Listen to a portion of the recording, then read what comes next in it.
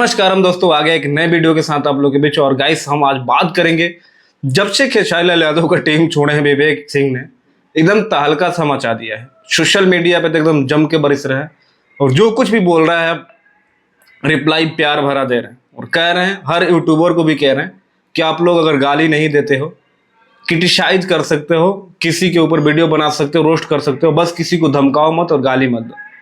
Full support है किसी भी यूट्यूबर को। अगर कोई धमका रहा है कि आपको जेल जाना पड़ेगा, अलग ही मूड में एक TK7 भोजपुरी करके चैनल है, उसने विवेक सिंह को गदार बोला था कि ये बहुत ही गदार है, जब वो पवन सिंह के इवेंट में पहुंचे थे।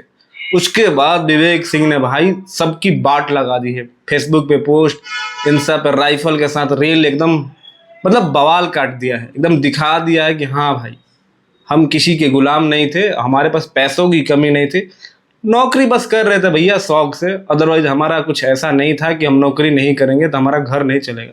और जब से उन्होंने खेसारी लाल यादव का टीम छोड़ा है, तब से कुछ ज़्यादा ही खुश दिख रहे हैं।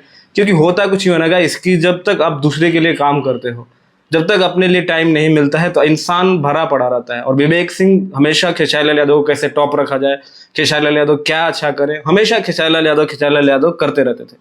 लेकिन अब प्योरली पूर्ण रूप से अपने लिए टाइम दे रहे हैं। और हो सके तो दो आपको बिगेस्ट गाने बुलेट बिट्स भोजपुरी से पवन सिंह का देखने को मिल सकता है बहुत जल्द। इस पे भी विवेक सिंह ने खुलासा किया है कि पवन भैया से कुछ बातचीत करना था, इस वजह से मैं उनके इवेंट में गया था।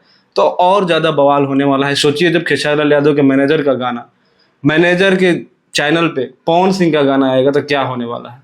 तो वैसे आप लोग तैयार रहिए, बहुत जल्द आप लोग को न्यूज मिलना है। बाकी मिलते हैं अगले वीडियो में, तब तक अपने भाई को दो इजाजत।